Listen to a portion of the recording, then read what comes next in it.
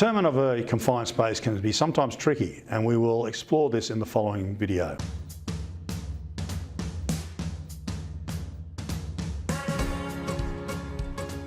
Hi, it's Laurie from Total Management and Training, where we have been providing assistance to organisations for many years in health, safety, training and business management. We have been involved over those years in the determination of confined spaces and preparation of confined space entry procedures and provision of confined space entry training. At the end of this video, I will show you an example confined space identification tool and allow you to download it and use it. In determining a confined space, the first thing we need to determine is it enclosed or partially enclosed?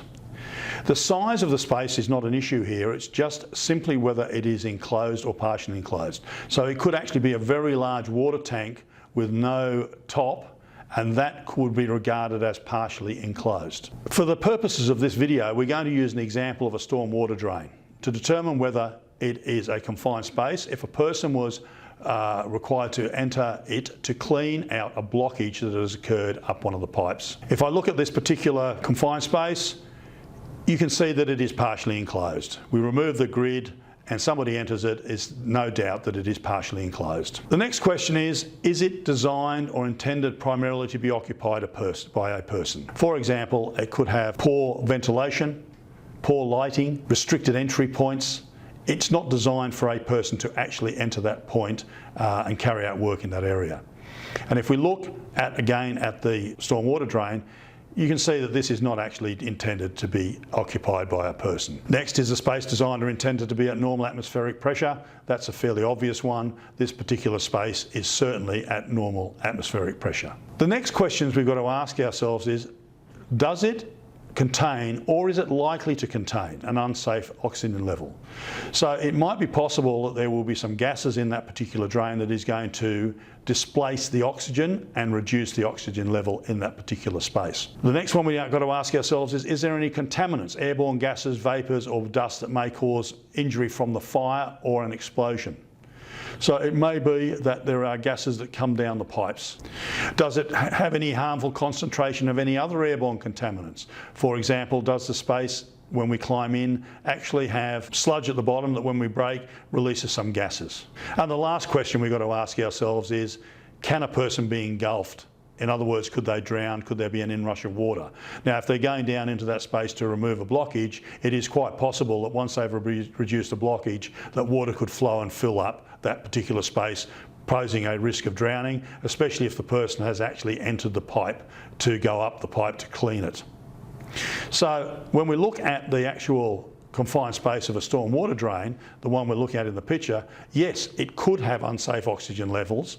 Yes, it could have harmful concentrations of airborne contaminants, and yes, it could involve engulfment. Whilst we only need one for it to make it a confined space, it has three in this particular cases. So it basically has a tick in every box, so it would definitely be a confined space. Once you've identified that a space to be entered is a confined space, then we must work through the risk assessment process to achieve the highest level of protection that is practicable. The first thing we should consider is, can we eliminate the risk of somebody going into that confined space?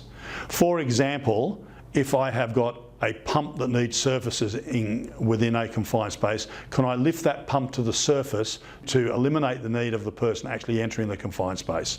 And there is various methods to do that. Often we can actually look at systems or processes to actually not enter the confined space, and this would be the first thing that we would consider.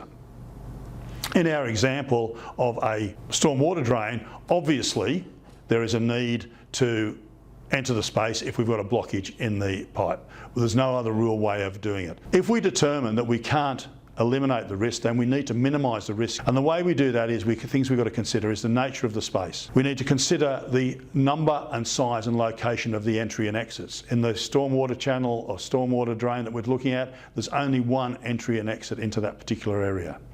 What is the temperature down there? Probably not an issue in this particular case, but it might need to be considered in other areas. Lighting. We might need to consider lighting in the actual confined space because it may not have artificial lighting or it may not have natural lighting. In this particular case with the stormwater drain, depending on how far we've got to go up, there may not be adequate lighting. What is the concentration of oxygen or airborne contaminants? We've already identified that there could be a potential reduction of oxygen in the space, and the level of oxygen may drop below the 19.5% that is required. Could we create a flammable atmosphere? We're not sure what's going to come down the pipe, and it is quite possible that flammable gases could travel down the pipe. And what is the work method that we need to introduce into that workplace? For example, any new additional hazards? Do we create an additional hazard? What's the temperature down there? What is the lighting? And we've already discussed the fact that we believe there is engulfment. One of the other things that we would have to consider in the risk assessment is, if an issue did occur, how are we going to get the person out of that space? If they had to crawl up the pipe a distance, how are we actually going to rescue them if there was an issue with that person? It may not be as a result of a confined space. They may have a heart attack from the exertion. So we need to consider how we're actually going to rescue them from that space. Once we've been through the risk assessment process, then we can actually look at how we're going to manage the risks in the confined space. And that's summarised by basically providing training to workers and the completion of a confined space entry permit. So what we have done is followed a systematic approach to identification, and this must be documented. A good way to do this is to use a confined space identification tool. If you would like a template of a confined space identification tool, a link is provided in the video description. Thank you for watching.